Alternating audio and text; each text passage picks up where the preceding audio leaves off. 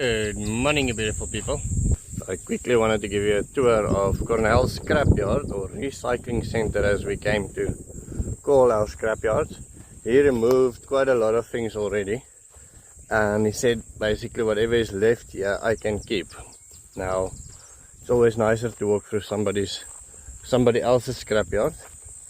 He also gave me some pig infrastructure, which I'm very grateful for. So this is where we normally climb over the fence from our house.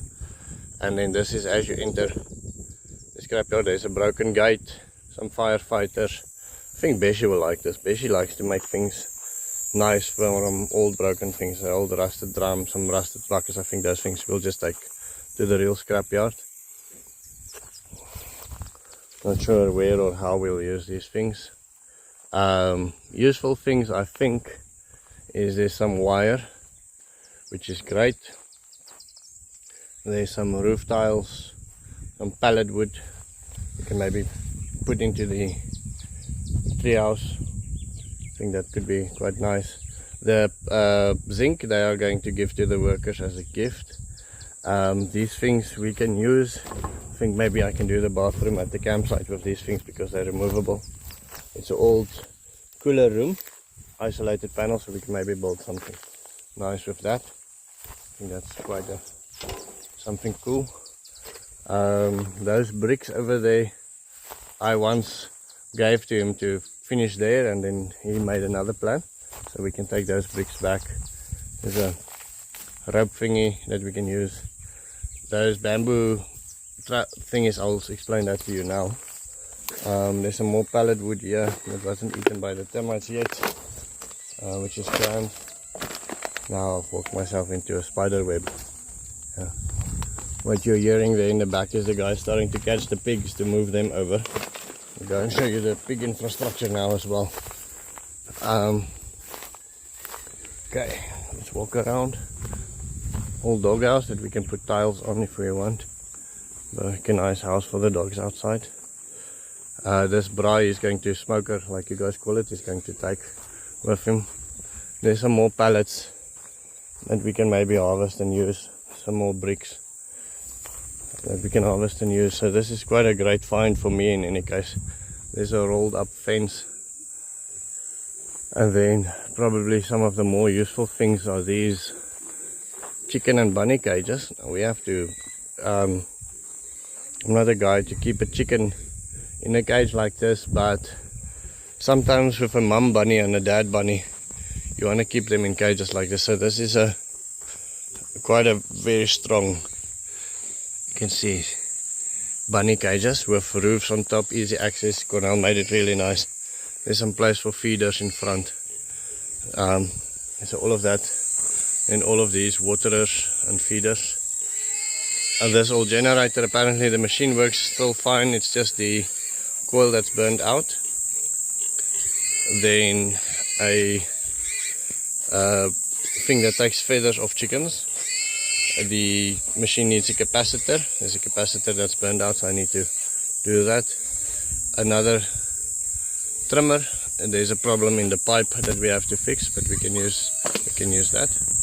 And then pipes we can use quite a lot of. And then we can harvest grass here as much as we like. Cut the grass. So in exchange for the things on his scrapyard, I have to clean up the rest of his scrapyard, the things that we're not going to use. So that's quite a lot of work. So our plan this morning is to capture the pigs, move them over. We place some gates on our trailer here, the guys did, and keep them like this and move the trailer across, rather than carry the pigs over one at a time. The other thing that he gave me, let me jump on the back of the bucket quickly, I can show you. He gave me all of those 4 camps and the roofs. I just need to break them down, and all of the water pipes and the drinkers. And so he's going to be, it's basically a 2-year payment plan that we have. In exchange for this, he's going to get some return on his pigs over the next 2 years, but that will give me quite a great setup to start quite a great piggery thingy going. from these pigs we will then have to see what is good breeding material, what is good breeding stock and what isn't, and then start making plans from there as well. My guys are learning how to catch pigs. I think that's him lying on the ground.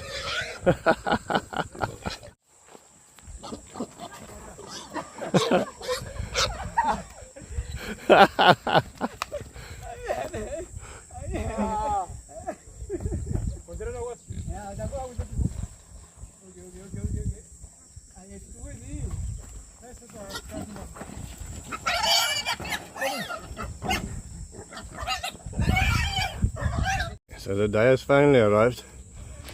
We actually had a vet just coming to visit, and his wife wants to do a pony camp with my wife.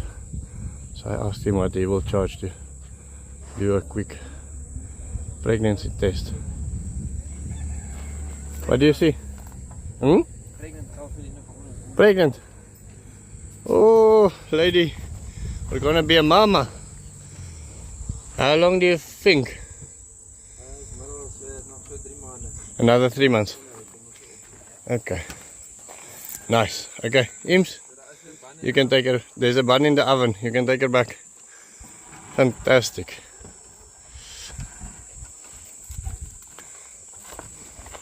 Kom Tannie Brendo. Okay, thank you. So I googled on how long it takes for a cow to give birth after she's been covered, because I thought, you know, we might have some miracle birth here. Cow hasn't seen a bull in such a long time. Maybe I can start a new religion or something. But it seems like if she was covered in June, she can give birth in March. So the vet says 3 months. I'm hoping 2 months away, because that's what the owner said. The owner said 2 months away. The previous owner. But in theory she could only give birth in March, and that would still not count as a miracle birth. It still counts as, you know, her being with a bull and taking it from there. In any case, but I am so extremely grateful that she is pregnant, because I thought we wasted all of this time expecting a calf and not getting a calf. And so I'm very, very grateful for that. Look at this. Prickly pears coming along nicely. Maybe I should show you what the pigs ended up like now. So obviously we haven't moved any of the infrastructure yet.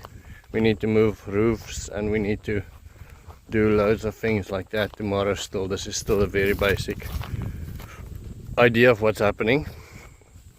So I need to build a better road to come past there, so I can drop my trailer there, so we can move the food in and out easier. These pigs have been rolling in the mud, so they are as dirty as pigs. Let's count them quickly. So there's 1, 2, 3, 4, 5, 6, 7, 8, 9, 10, 11, 12, 13 pigs in here. Over here is going to be a bit more difficult to count, I think. 13, 14, 15, 16, 17, 18, 19, 20, 21, 22, 23, 24, 25, 26. I think 26. I know there's 7 babies and a mama, so 33, 34 over here, 34 pigs over here. These ones have just eaten, so they are filled up to the brim. 34, 35, 36, 37, 38, Mila, 39. We're thinking of slaughtering Mila for Emmanuel maybe. Brendo's got a plan where he wants to give Emmanuel food. She's our biggest pig currently, but I think, yeah, we're torn in two because I like her quite a bit. She didn't prove that she's a great mother because she only had 4 babies and she chased away the other ones, but I like her build. She's been quite, and now I've lost count. I can't remember, I have to check the video. And then this is the sunflower camp. This was all filled up with sunflowers, and I see there was some plastic. We need to remove that. But check, here's 1, 2, 3.